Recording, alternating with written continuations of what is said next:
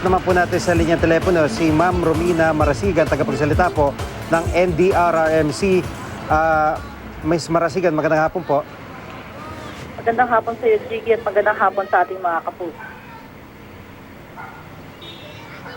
Ma'am, dito sa monitoring nyo, kaugnay ng mga pagbaha at mga malakas na pagulan, kumusta po? Meron ho bang namomonitor na isolated ngayon o may mga nasaktan po?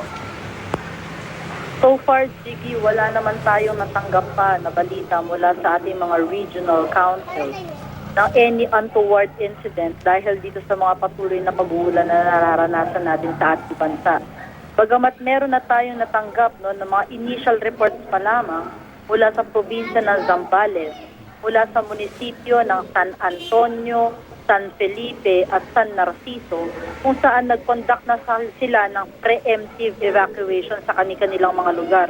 Kaya tayo ay patuloy na nakikipag-coordinate sa ating regional council at local council sa lugar na iyan para malaman natin kung kamusta ang kalagayan ng ating mga kababayan.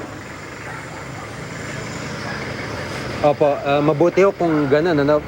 Itong kaso halimbawa nung sa Nueva Ecija, kinababahala nila kakulangan ng rescue equipment. Sa ganitong punto, pag may ganitong concern po yung mga local, mga CDRRMO o MDRRMO, pwede ho bang tumulong din yung national, yung NDRRMC para ho ma-providean sila ng karagdagang rescue equipment o ibang mga pangangailangan po?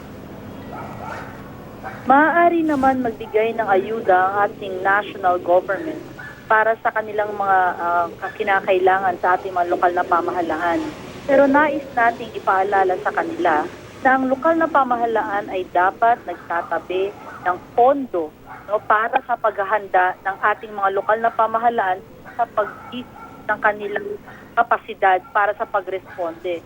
Maaari naman silang makipagtulungan through our regional offices and regional councils para maipaabot ang kanilang dinudulog na pangangailangan at maaari naman tayo magkaroon ng usapin tungkol dito. Opo.